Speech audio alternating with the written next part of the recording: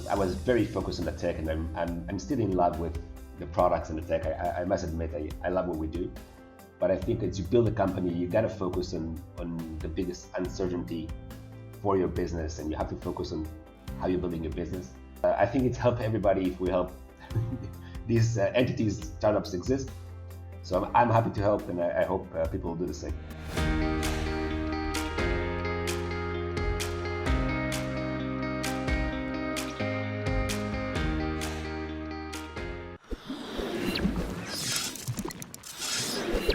Alrighty, hello everyone, and welcome to the Deal Maker Show. So today we have a super exciting founder. We have a founder from Israel, and I think that we're going to be learning a lot. Building, scaling, you name it, and especially as you know, startup nation. It doesn't get better than speaking with founders from Israel. So I guess without further ado, let's welcome our guest today, Dor Abuhasira. Welcome to the show. Thanks a lot, Alejandro. Great to be here.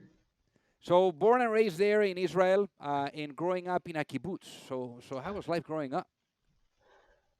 Great, actually.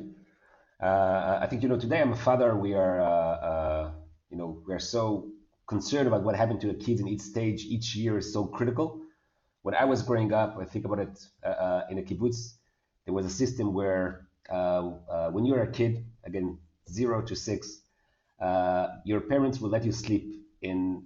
Not in the house, like in one place where you have one person guarding all the kids, which today sounds crazy, but I remember it as a great experience. So just to all the parents out there, don't be so hard on yourself. Whatever you do, it can go okay afterwards. So how was that?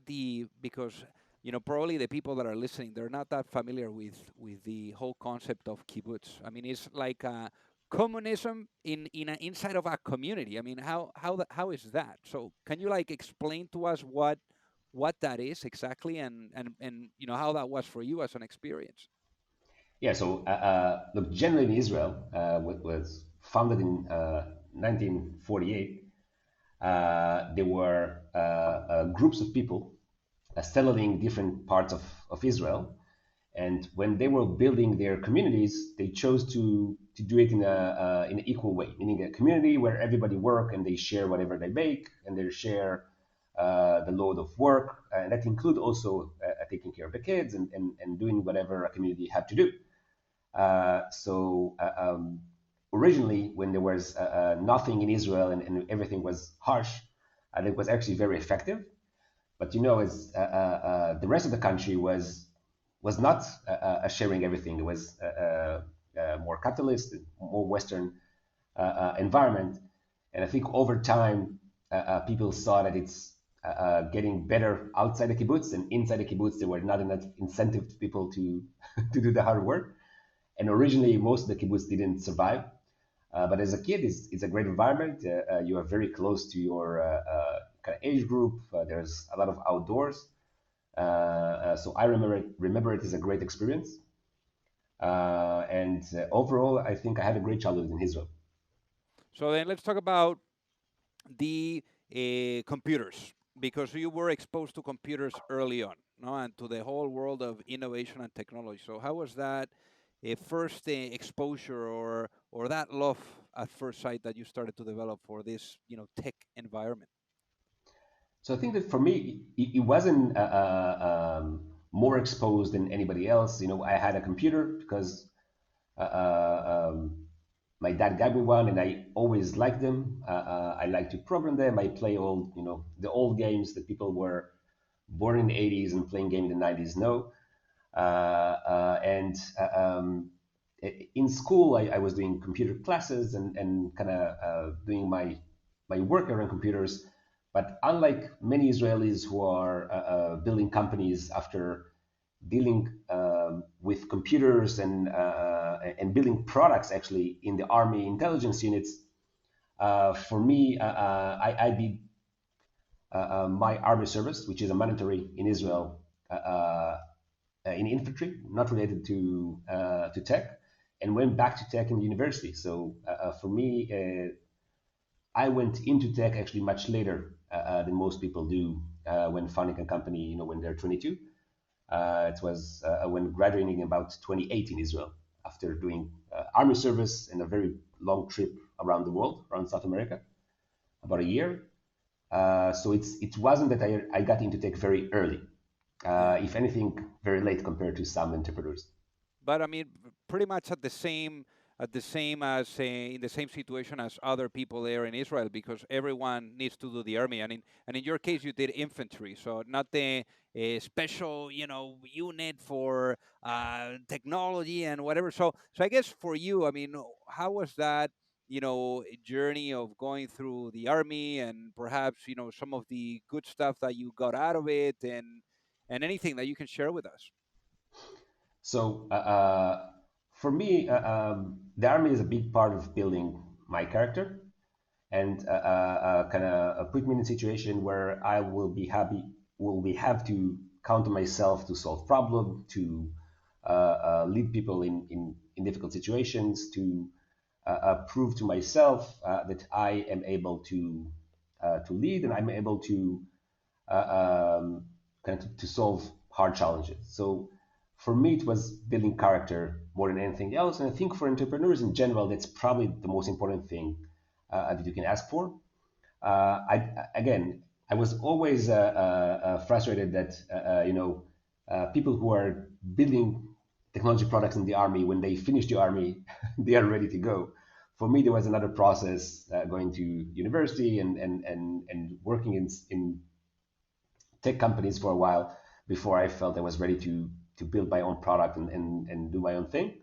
But I'm not regretting neither of of those steps along the way. Absolutely. So then, when you finish the army, you decide that it's time to pick up the studies and do electrical engineering. Why, out of all things, electrical engineering? So it's actually a good question because I think I knew that I want to study basically engineering, and I knew I wanted to be in the highest level that there is. And over the 90s in Israel, semiconductor was very big. Electrical engineering was kind of owning semiconductor, and they are the strongest departments in the universities. So when I ask people who are older than me, what's the best kind of engineering that I can go to, they said, well, go to electrical engineering and you can go to a different, easier one if you want to. That's what led me to electrical engineering. I really loved it. I loved understanding the bits and the lower level of how products work. But as I think in many cases, it was more random than I loved transistors. Yeah. And I think that today it's actually changing. Today, if you are thinking about where most of the focus is, probably more software engineering. And I was, in the transition between those trends.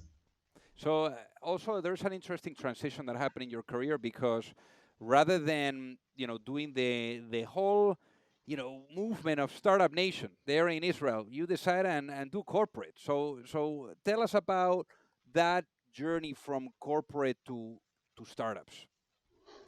Well, I think that for me, it's not that I really knew I was going to build a company as soon as I started. I know I want to be involved with something like that, but I didn't know if I'm going to build it because I didn't know how it's done. So when I graduated, for me, the logical next step was to go to work somewhere and see what I can do. And I think that's an important step. If you go to work for a corporate, especially for a good R&D team, then you get proficient very fast in how you really build products. That is not what you really do when you are in the university.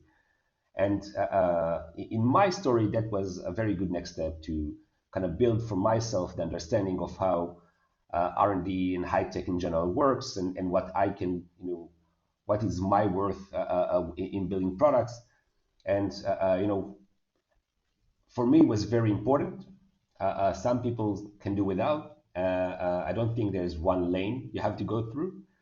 But for me, I think when I was working in a corporate, I learned two things. First, I can build product, and second, I don't want to work in a corporate for the rest Right. of my life. And did that transition, working in the corporate, kind of knowing more startups, more people building products, thinking about this stuff with my friends and kind of realizing what we can do as we end up doing building Percepto. And obviously, 2013 was a really interesting year. That was the definitely the segue and the moment where you perhaps stumble across drones. So how was that moment? Yeah. So in general, I have a very good friend, Raviv Braz. He's a childhood friend, and we used to build stuff together in our garage next to our house.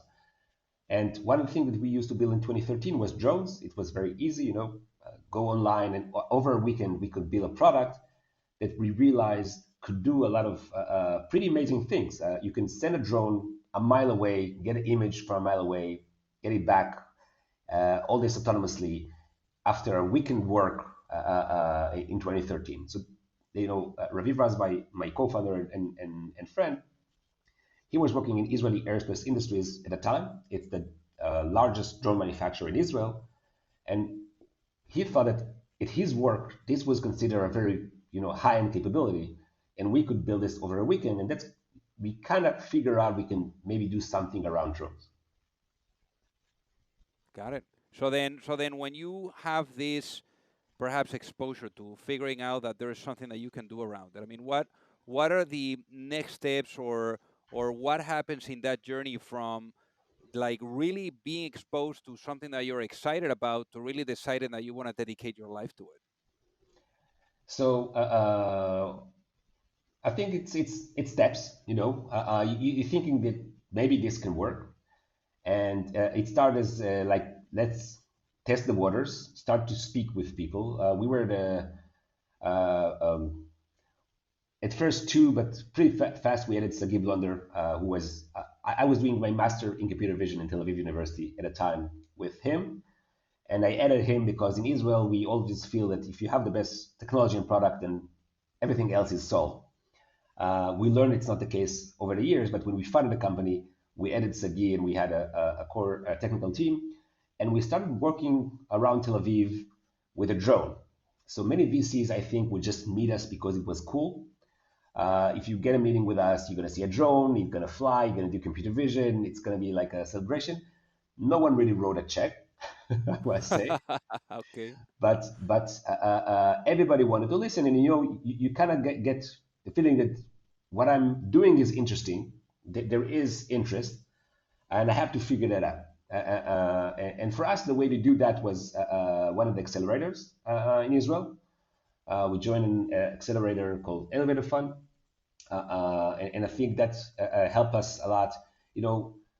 Small dollars make a big difference when you have zero. Like from 0 to 100, it's like a huge difference Yeah. for early stage company, and also have some people to kind of digest the ideas and kind of realize where we're taking this. So we end up really having a direction. We end up pivoting that direction, but we were able to later raise our first seed round with that process. So what was the before and after of joining this accelerator? Because probably there's going to be a lot of people now that are listening to us, and they're thinking about whether or not it makes sense for them to do an accelerator or an incubator program. So what was the before and after for your business? So first of all, if they are thinking about it, I don't think I have the answer for them like that. But I do think that you should definitely, if they are feeling that they are clueless and they don't know really kind of how to proceed, that's a great way to move forward. And I would definitely advise to do that because for us, we were three technical guys trying to build a company, and we were not experienced in fundraising, not in kind of business development.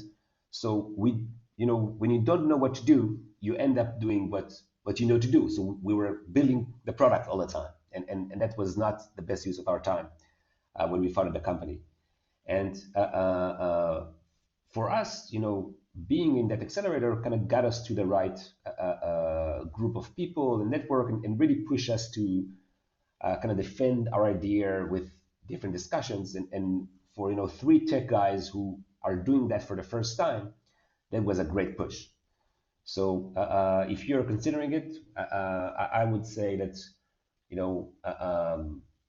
yes, you should understand what your value is, but if you don't know what you're doing and you're doing it for the first time, then I think take a leap, do whatever you can to get as kind of more people involved and good people involved.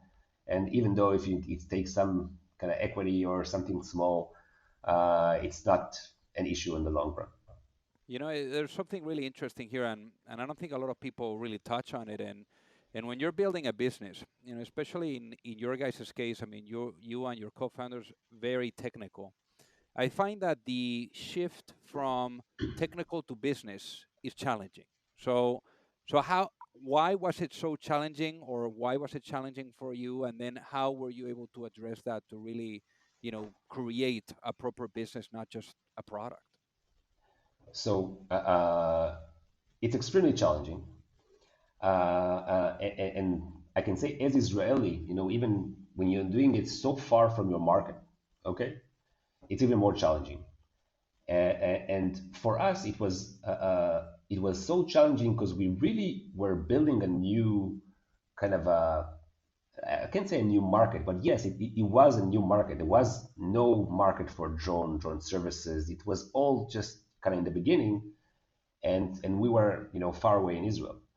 And what we end up doing is adding a fourth co-founder because after we spent the first year building a product that was basically kind of a computer vision add-on for drones, trying to sell that to drones company to help them make drones more autonomous.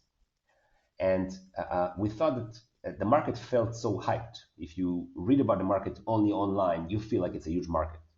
If you go and meet the clients and meet the companies, you're going to realize it's a hype, and you're going to realize that you're really selling to a handful of companies that are not selling that many drones. So for us, kind of the big step forward as a company was realizing that we are missing that key capability, and that none of the founding team was it. And we ended up after a year adding a fourth co-founder, Ariel Vitan, who is the fourth co-founder.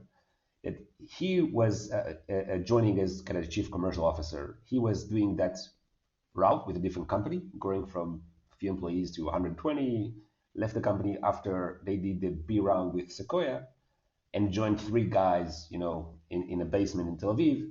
So he joined as a co-founder, and I think that was kind of a pivotal stage of the company because then we were also realizing that we don't have really a product yet for a market, and change the company to an end-to-end solution that ended up building the company forward. So for us, Very nice. I think my greatest achievement was to understand I don't have that capability and have that coming into the company.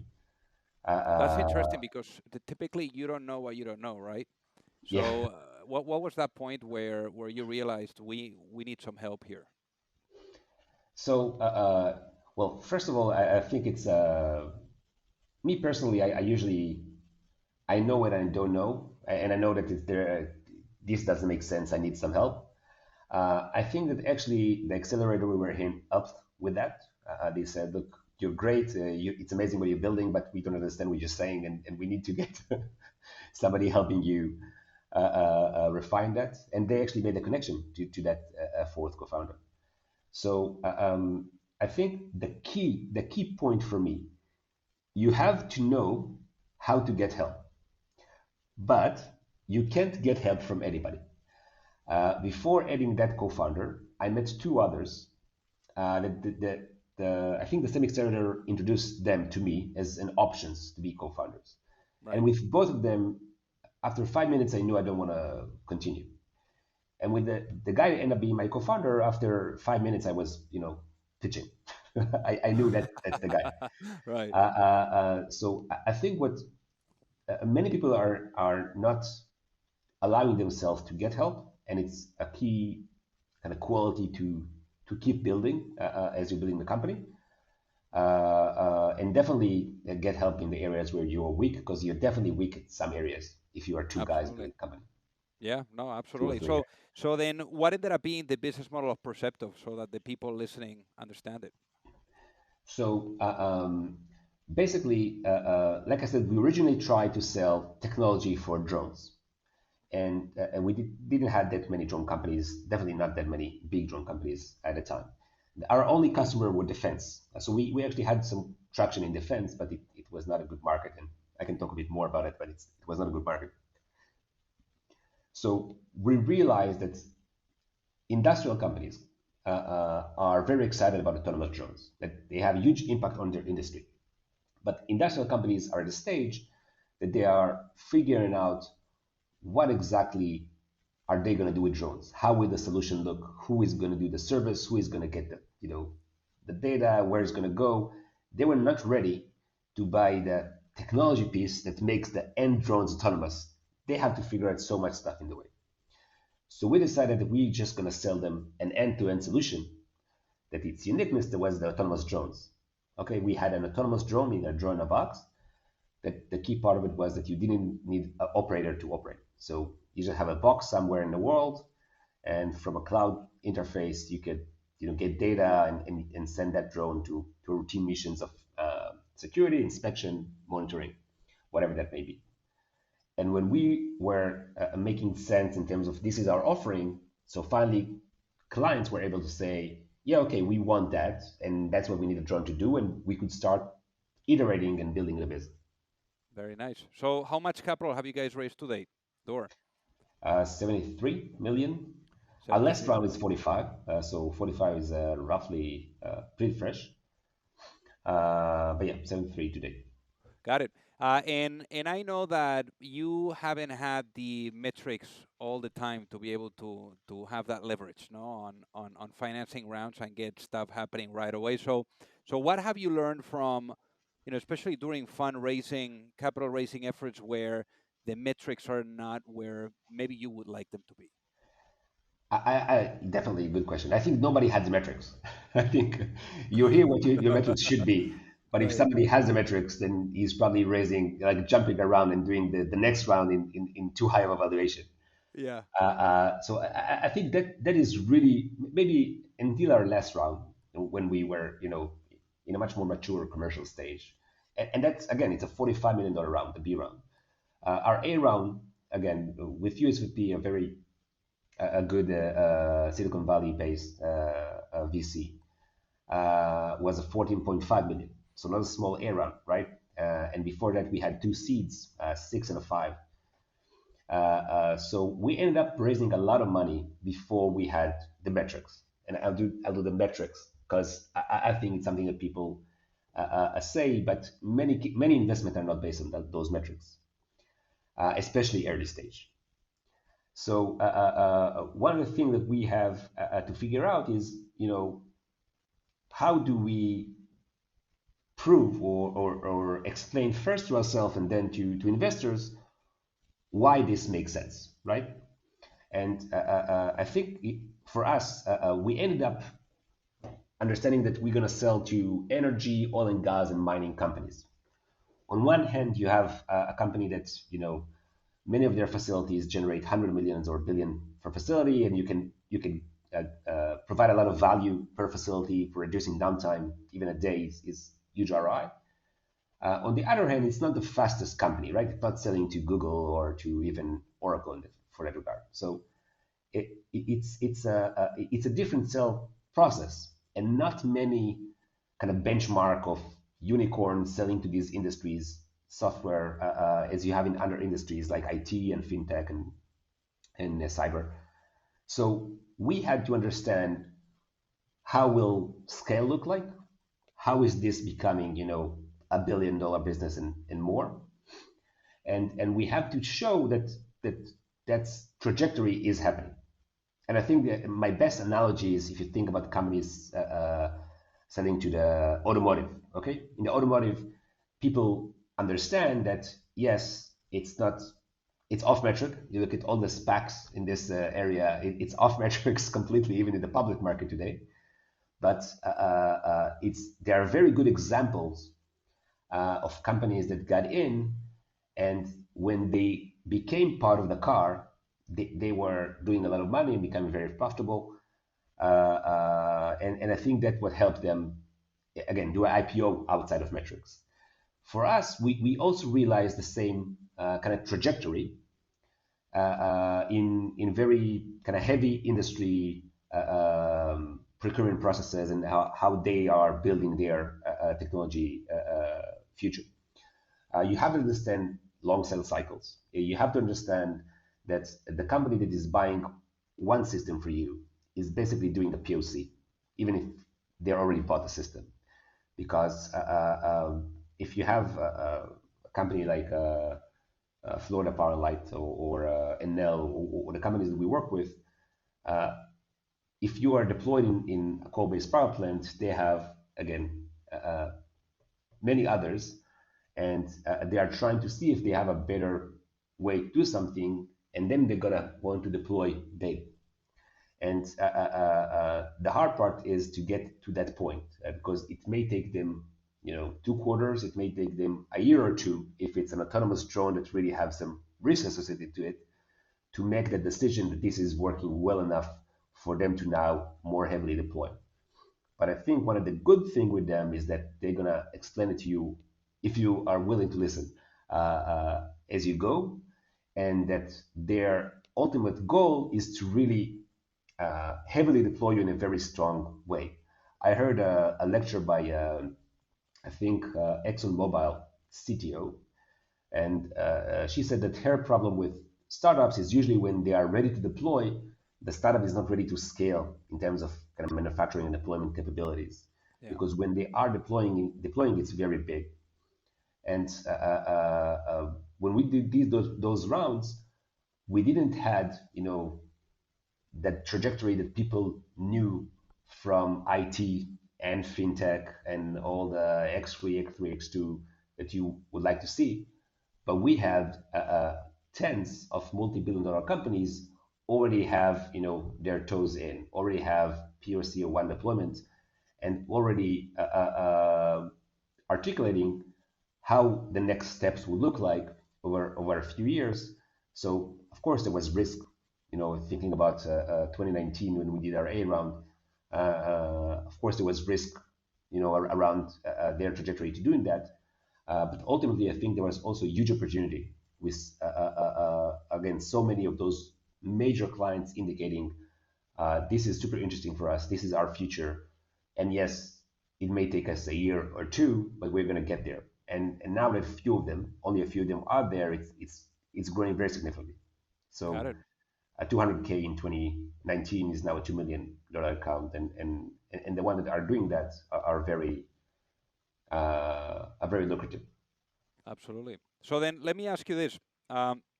What's in store for Percepto? Let's say if you were to go to bed tonight and you wake up 5 years later, you haven't slept like this in your whole life, right? And you wake up in a world where the vision of Percepto is fully realized. What does that world look like? Well, the news is autonomous inspection and monitoring, meaning you're going to have a lot of autonomous robots being used for inspection and monitoring across the world, industrial facilities and infrastructure. I'll give you one great example that I have for our power grid. Okay, I was living in California until a few months ago. I was in California. I don't know if you know, but PG&E, California biggest utility, was bankrupt. Basically, 2 years ago, they admitted that they were a fault in the fires that took the life of 85 people due to faulty equipment. Now, when you think about it, PG&E is a great company, and I'm sure they did the best practices in this market, right? Basically means that they inspect their power grid once a year. Someone sometime this year will inspect that area of the power grid. But that the best practices in this market, it's like this all across the US and Israel, everywhere. So it's the industry was built this way because there was not really other economical choice. You can't have somebody every day doing that. Electricity will cost too much. Now we are working with Florida Power Light. I think it's public already in the East Coast about a solution where we're going to inspect the power grid with autonomous drones at roughly the same cost, basically once a week or once a day, depends on the customer need, because the inspection part will be completely automated. And then not only you're going to do it more frequently, you're actually gonna doing it in a much more repetitive way, same time every way, and you're gonna be in a much better position to have AI tools to kind of indicate where there are anomalies, where do I change, where do I see a problem happening, and started being more effective in how you manage your professionals and maintenance operators when you solve it. And what it's important to understand about Percepto is that our key understanding about our market is that we have to provide an end-to-end solution for our clients to be able to do that.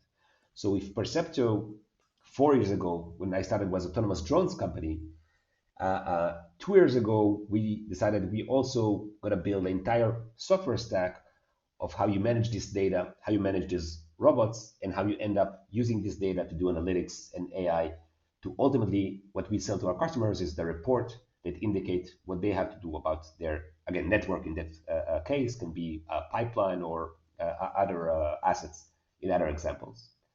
So for you personally, it's going to mean a world where basic infrastructure like gas, electricity, and other kind of products will be safer, cheaper, and for the companies managing that, they're going to be again having a more efficient, less downtime, better response, and again ultimately, I don't know if I said it again, safer because in most of those industries, people are dying every year, and we are taking a lot of those dangerous work they're doing and automating that as well.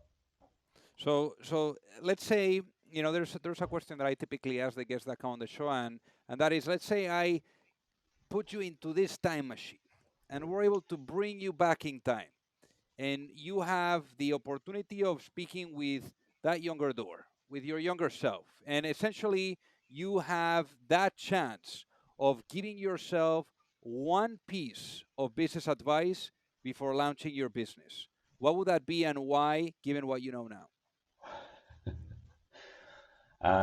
So for me personally, it's just a mistake I feel I made. I would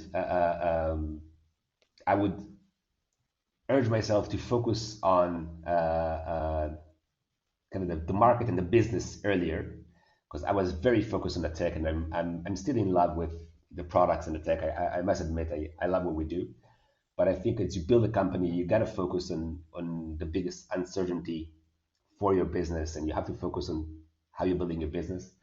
So for me, I needed to do it a bit earlier. What's the best advice before finding Percepto? I would say, I don't know. What are you waiting for? I love it. Very profound. So for the folks that are listening, what is the best way for them to reach out and say hi? So for me personally, I guess LinkedIn is an option, though it's a bit crowded, but I end up getting there. I guess again, better than Facebook because I'm much slower there, but probably LinkedIn is okay. I'm apologizing. It takes me like a week or two to get it back, but I will do that eventually. I must say that anybody who is kind of frustrated about he's have a hardware component in his business. He's got long sales cycle and commercial markets. Those are things that I spend a lot of time solving problems around, and maybe I can help thinking about some topic. I do think it's one of the hardest things that you guys can do if you are entrepreneurs, and that we should help each other. And if there are people who are not entrepreneurs or just kind of corporates, then I think it's help everybody if we help these entities, startups exist. So I'm happy to help, and I hope people will do the same. Amazing. Well, Dor, thank you so much for being on the Deal Maker Show today. Thanks a lot for having me. I had a great time.